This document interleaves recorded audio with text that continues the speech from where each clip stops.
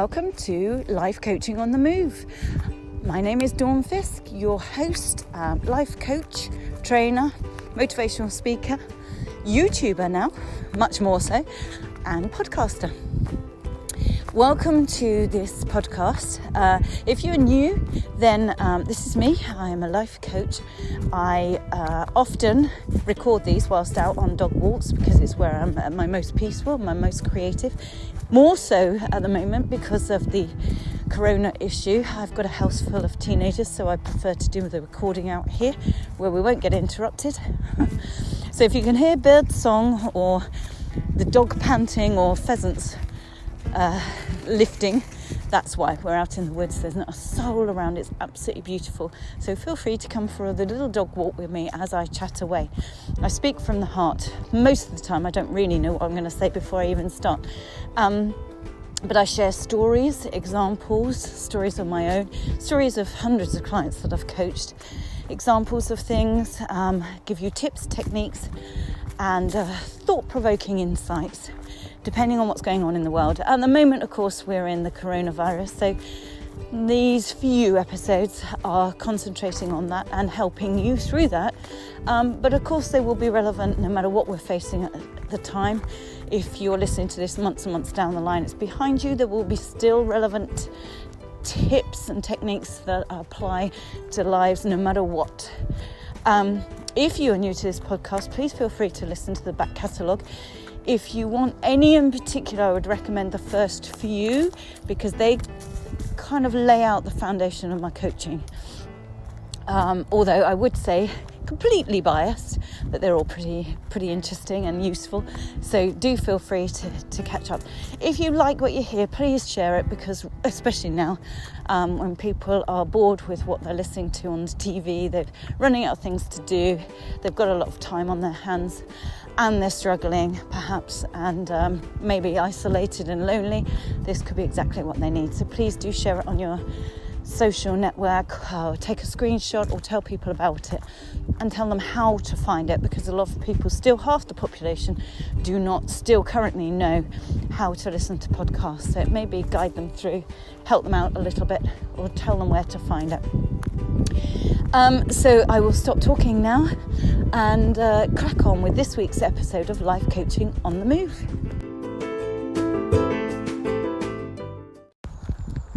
So today is a check-in, really. I wanted to start off by saying, how are you? How are you doing? How are you coping? How are things for you?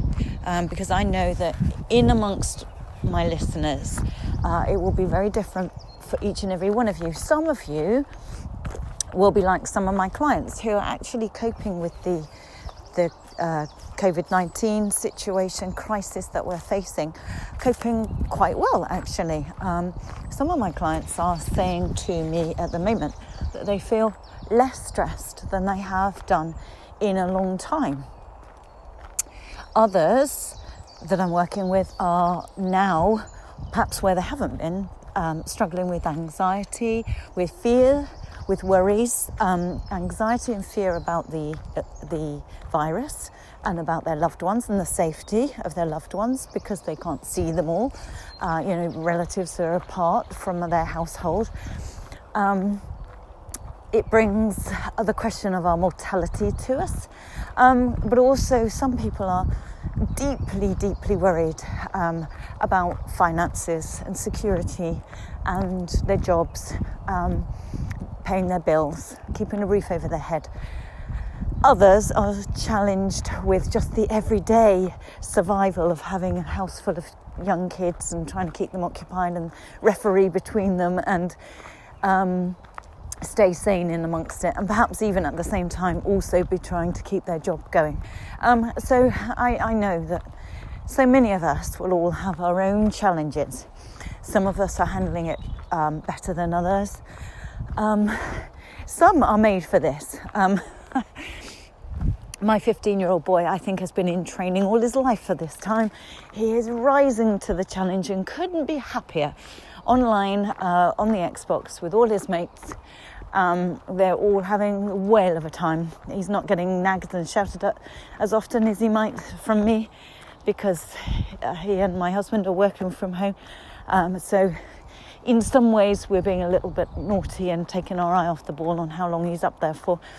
But he is not a problem at all.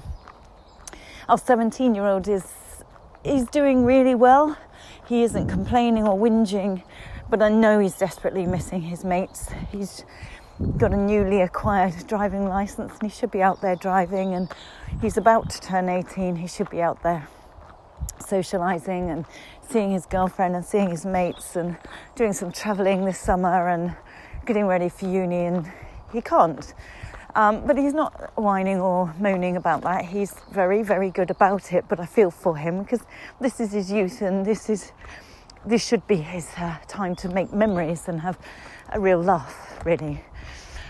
And I know friends that have got friends of their husbands who jokingly says exactly the same. Their husband's been in training for this all their life. They quite like being away from the world, pottering around, doing little chores, being by themselves under no pressure, no hassle, and very, very relaxed. So how are you coping?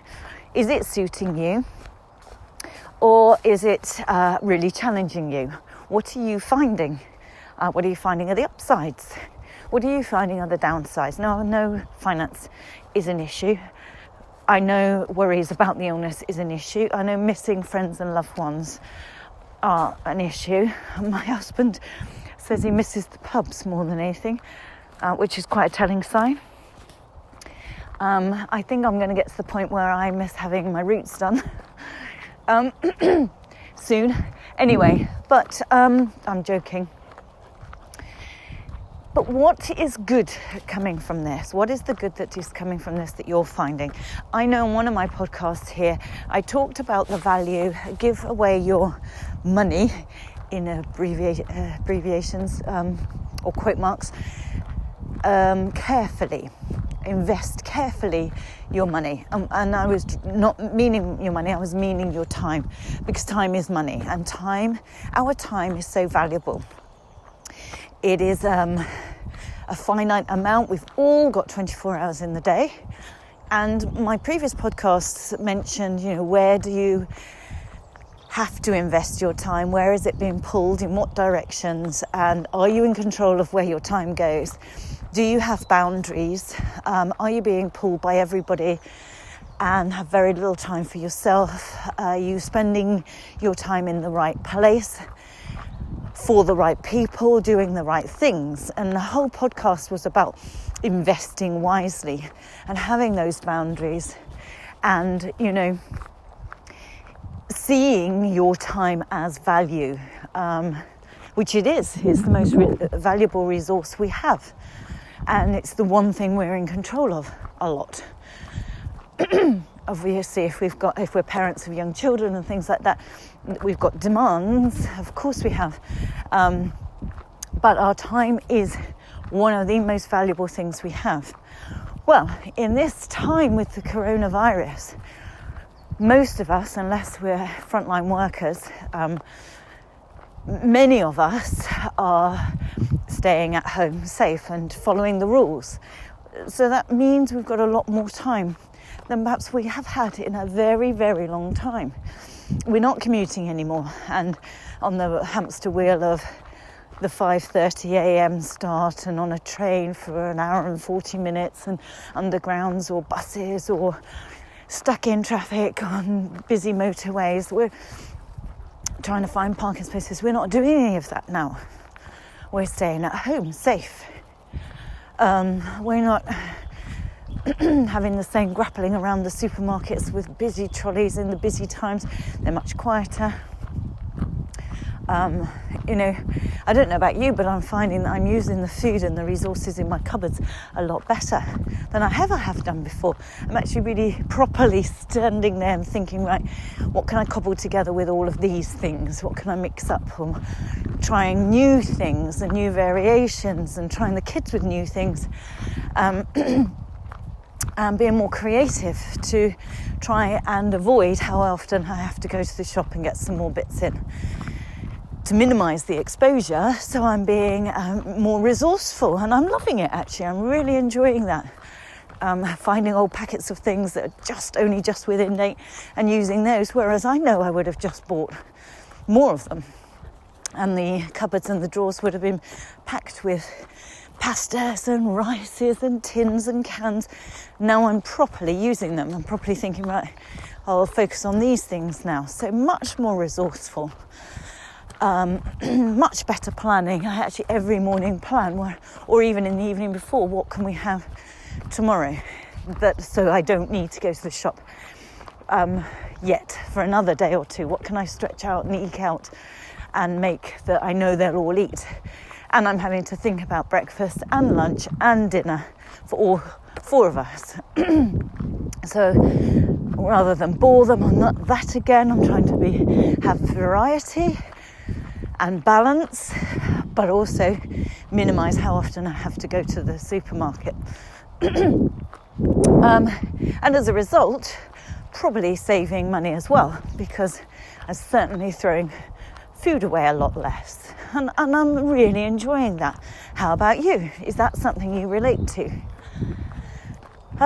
So that's something new I'm finding out about myself, that actually I'm enjoying it. It's not, I used to, a few weeks ago, dread meal times. Oh, what should we have today? What will they complain about or won't they? And things like that. Now I'm seeing it as a little bit of a challenge and embracing it, seeing it much more as a positive thing. And I have the great excuse that if they complain and don't like it, I can say, it's the only thing I could buy. You haven't seen the shelves, they're bare. We have no choice. So that's a handy little excuse there. And they're actually eating things that they wouldn't normally. They'd normally turn their nose up and be fussy about. They're actually just getting on with it now and eating. Another thing, I'm getting my 15-year-old to actually learn to do some cooking. He's cooking with me because he thinks he needs to do so for his D.A.V. badge, which he hasn't quite worked out yet, that he probably won't be doing D.A.V. because I probably won't be going back. So his new skill is cooking, and I'm supposed to be the teacher and take photos of the recipe and him doing it. So he, at 15, is helping me cook, and we've done various things together. We've got, I think, about 28 more things, 28 different dishes we've got to do in the next few weeks. So as a byproduct of this time, he is helping me and he's learning to cook and he's trying new things. So that's another plus. So what in amongst all of these struggles that we've got, what good is coming out of it for you? I, as I've said before, genuinely believe good is coming out of this for the world.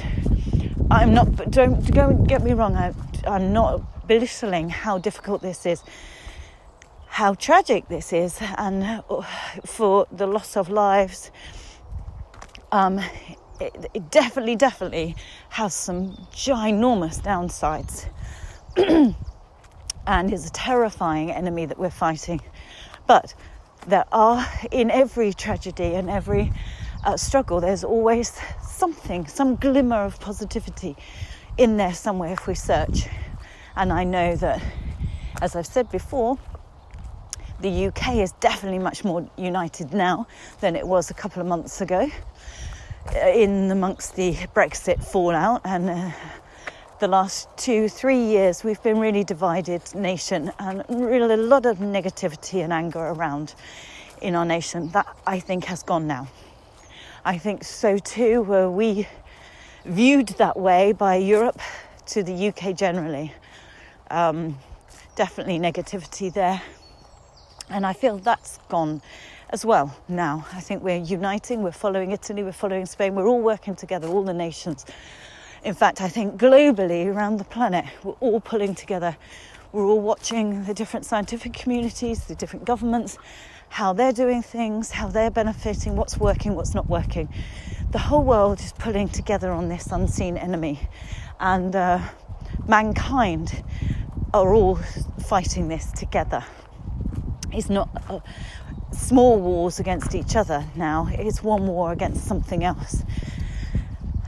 So there's that. I also think we've had, since we've been here in the UK in the lockdown version of what we're facing, the weather has just been so beautiful, so mild, so warm, so sunny, so great. I'm so grateful for that. But I do wonder whether it's because, in part, we've got such minimal amount of traffic now. The clear skies. There are no planes up ahead. I can look up from this wood that I'm in and just see perfect bright blue skies. There isn't a cloud in the sky. There isn't a plane in the sky. I can hear virtually no traffic. I'm near the motorway, and normally you can hear that really loudly from here because it's rush hour and it's usually packed.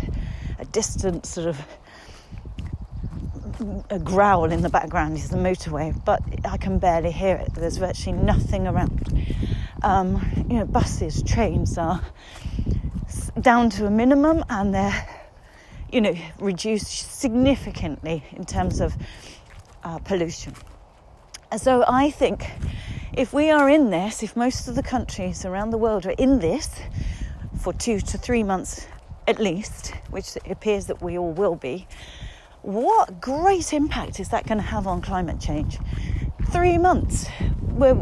Previously we were talking about having a night where we all turned our lights off. If everybody could just have one night of turning their lights off, how would that impact the world? Well, what is going to happen with this? What great upside is this going to be of 2-3 months of almost worldwide minimal traffic and minimal travel? That's going to be a ginormous benefit to the climate. Another upside, these are all the things that we were worried about. They were all big issues that we didn't know how we were going to face and challenge. And the situation has been taken out of our hands. The NHS was a huge worry for us in the UK. What was its future? What were the governments going to do with it? Were they going to fund it? Were they going to disband it? A huge vulnerable worry for all of us. I don't think that's going to be a risk anymore. The NHS, I think, will be safe for a very long time to come, no matter who's in Parliament, because we have seen how important it is. Because first and foremost, if we don't have our health, any of us, we have very little. And health is the most critical thing in healthcare. So I think the NHS will always be supported and funded from here on for our lifetime anyway.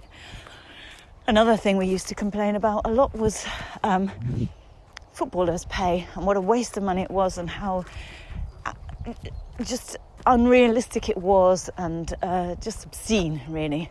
And maybe in all of this, maybe that will be sorted. Some of the good employers are coming through now who are really, really supporting their staff, the nation, the NHS, etc., etc. And others are coming through showing their real colours and not paying their teams, not paying their staff, still expected them to pay and put their and turn up for work and put their lives at risk when it wasn't necessary, wasn't essential. And I think some of the big chiefs of the big companies are showing their true colours, good or bad. So in some ways, this virus is bringing out some upsides. We have to look at the upsides, both globally and for our nation, our world, our planet, for mankind, smaller for our own country, and even more smaller, even tinier, for our family. What are the upsides to your family? I feel less stressed from my point of view. Do you? I appreciate my friends so much more, my family so much more. What are you doing that's keeping you sane, that's keeping you well? I like knowing that my children are with me, my family are with me, I've got my little family there, and that I'm keeping them safe. And I like knowing that they're there, they're safe, they're with me. Almost gone back into that maternal, although they're older, they're 15 and 17. It is still a lovely feeling knowing that my husband's there and my children are there, and I know where they are, and I know that they're okay, and I know that they're safe, and almost in a protective way, in a nurturing way. And then from there, extending out and making sure my family, keeping in touch with all my family, quick regular check-ins. How are you? Are you all okay? And then the wider family and my friends, and keeping in touch with all of them, keeping them all going. The ones I'm more worried about, the ones who are more isolated, the ones who are facing more difficulties, the ones that are facing hardships, looking out for them, cheering them up. So I suppose what today's podcast is about is checking how are you, because I do genuinely care, and please do feel free to drop me a line just to say how you're doing, just to know that there's somebody there that will read that email, that will respond back to you, that will communicate, that you can let off steam to via email, or share your successes and share your insights and your learnings. Particularly if you've not got that many people around you, if you're in a household that's a small household and you're feeling isolated, just drop me a line and I will respond, I promise. Or drop me a line telling me what you're learning. Now, I mentioned that time is so valuable. We've always complained in the past that we're under stress, under pressure, haven't got enough time. And I've done the podcast talking about where are you investing your time, your most valuable resource, and be mindful, is it where you should be, could be, ought to be investing it, or do you need to make changes? Well, we have now got a time on our side where we can make real changes. You can focus on what you're choosing to focus on because we've got that much more time now. So could you be doing different things? Could you be learning new things? Could you be trying new things? Could you be exploring things? Could you be reading different material because you're running out of reading material? I know lots of places are doing book swaps outside our village shop. There's just a big pile of books on the village hall steps where you can just swap books, which I think is a lovely thing, and that will be going on somewhere near you, I'm certain. And if it's not, start it. It just needs someone to put a pile of books out and a sign saying, please swap books. Jigsaws as well. My aunt, who's 84, is sat by herself, self-isolating, completely alone, happy as anything with her jigsaw puzzle. And I'm just about to start one and plan when ours is done to just drop this one that we have down on her doorstep and then ring her and say there's a new jigsaw outside your door, because she's 84 and she's not getting out at all. So you can swap jigsaws, you can swap books. You can even, if you're going back old school to old DVDs, which we've talked about, to get some old DVDs out and watch some old films again. Some that the kids have never watched. We watched Gladiator with our 15-year-old a couple of days ago. He'd never seen Gladiator. It's a great film, especially for a 15-year-old boy. So the old ones are the best. Top Gun, all of those are coming out. The DVD player's coming out. So it can be a really magical time. We've just got to try and see the good in this. And I think the language that we're using, some people are using shut in, locked down, stuck at home, isolated, self-isolating. They're awful words. And you know that I'm very hot on this, that our language that we use affects how we feel. So what language are you using? Are you saying things like staying safe at home, safe indoors? Are you saying negative words? How are you viewing this? What are you saying in your mind? What's your mindset saying about it all? Is it doom and gloom about how many more weeks? My mindset is every day that I wake up, I think that's one more day we've got through, and it's one more day, it's a day closer to this being behind us. Last night it was 2 weeks to the day that Boris Johnson made his huge announcement that we are to all stay at home other than essential travel. So we have done 2 weeks. We're 2 weeks in now. So we're entering our third week, and we are therefore 2 weeks closer to this being behind us. So how are you looking at it? Do you need to change, reframe how you're looking at it, reframe your wording around it in order to feel differently about it? Do you need to start calling it an opportunity? Do you need to start calling it downtime? To relax? That's just why so many people are saying that actually they're less stressed now because they're not commuting, they're not hustle bustle negativity in an office, a high demanding office with deadlines and dates and all of those things. They're more in control of their workload and their pace and their timings. even though actually some people are busier, they've got a greater workload than before because they're in an industry that is in demand at the moment.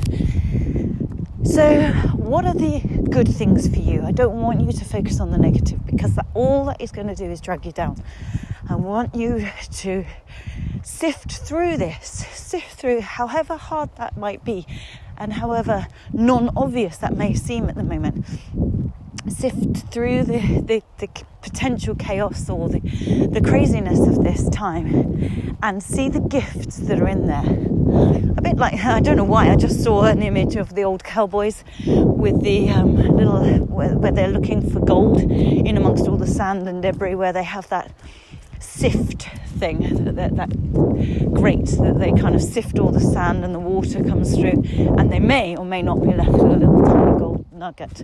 Do that on your life at the moment, on how things are, on both your physical, because there are elements to this. We've got to look after our physical.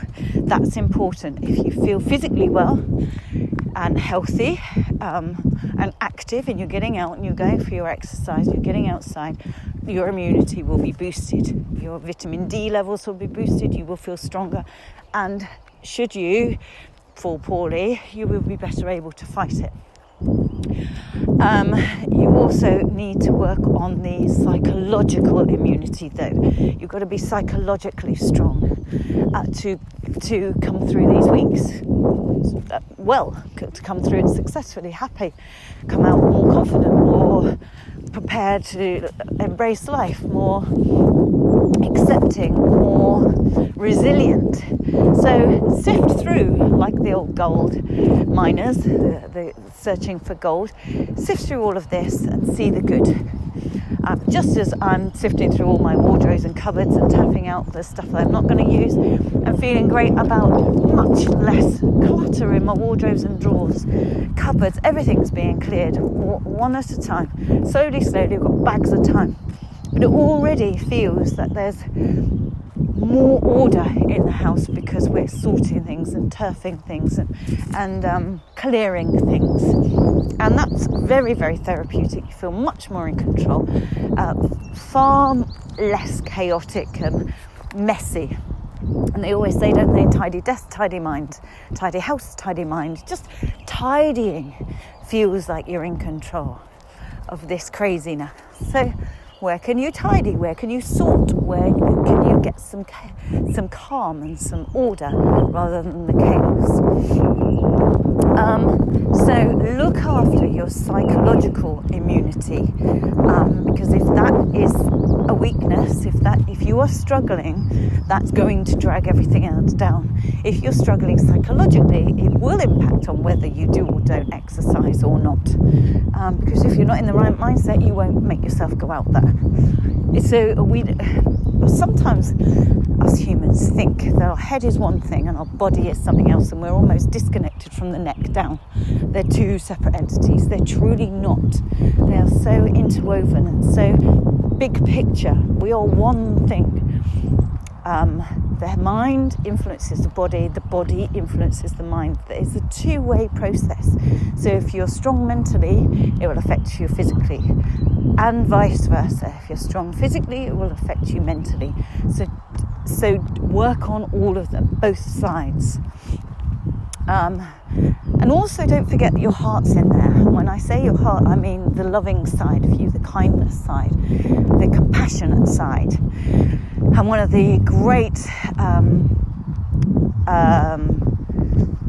counteracts to stress and negativity and worry and anxiety, one of the great antidotes to negativity is to be more loving, to be more kind. So give out some kindness, even if it's just ringing somebody that you haven't spoken to in ages, or reaching out on WhatsApp or something like that and saying, how are you doing? Are you at home by yourself? Are you with family? How are you doing? Just thinking of you at the moment. Please keep in touch. Just send out some kindness, or look after the elderly person up the road, or offer to do some shopping, or put some books out, or put some jigsaws out, or put some things out for free. outside your gate saying free to a good home, if you're turfing out stuff in your cupboards that you no longer want, maybe it would make somebody else happy. Somebody who's really struggling with finances at the moment, and they might have, through a house full of children, if you've got old toys in your house and you put them free to a good home, it may make somebody's life so much easier if their children have got some new toys today to play with. They may then be able to have a calmer day and get stuff done and feel in control, etc. So everything's impacting on everything. And that will make you feel better. So do what you can. Do something each day, something good. And as I've said before, keep a little log, keep a journal of it and how it's making you feel. What did you do today that was good? What did you do psychologically that made you feel better? What did you say or change in your head? What did you do differently physically wise? Did you make yourself go out for a walk and feel better as a result? What did you do for your heart in terms of kindness and compassion? Did you make contact with somebody and actually really cheer them up because they were struggling today? Or did you give some stuff out free to somebody who might appreciate it? What did you do? Did you do some shopping for somebody? So the three-pronged attack really. And of course then there's your nutrition side of things. I know there's a massive temptation to eat loads of sweets, crisps and chocolate. I put my hand up to that as well. Partly because we're all at home, aren't we? So it's so tempting to make everyone another cup of tea and put biscuits out for everybody. I am the worst one at that at the moment, but I'm trying now to think, right, I've been doing this for 2 weeks, this has got to stop. The weather's good, let's go back onto salads and healthier things and and resist this temptation. This is not good. And so, all in all, today's podcast is really just a check-in, a little pep talk, a check-in. You are not alone. You're not alone in your struggles and your ups and your downs. I know that some of us have really good days and then we might plummet.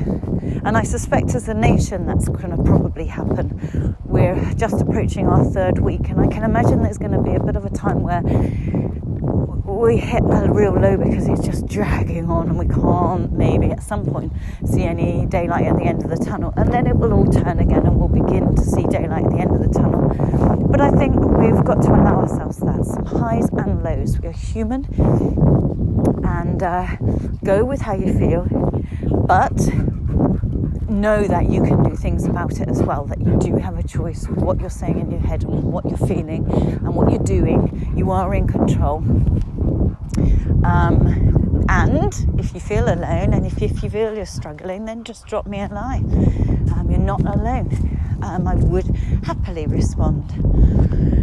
So Dawn at milestone-coaching.co.uk. Also, a quick announcement.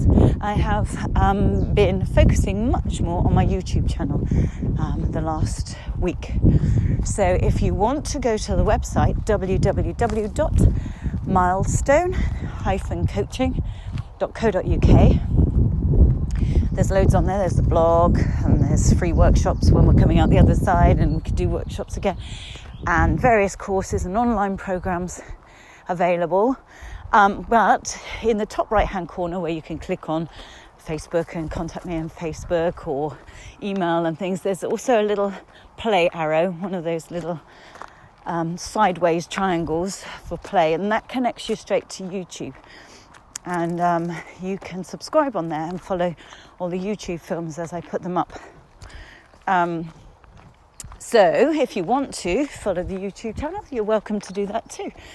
The last request I've got is don't forget to share this and tell anybody about it. If you feel it's keeping you going in difficult times, or it's offering you something, or it's proving worthwhile for you, then you can bet your bottom dollar that it will be doing the same for somebody else.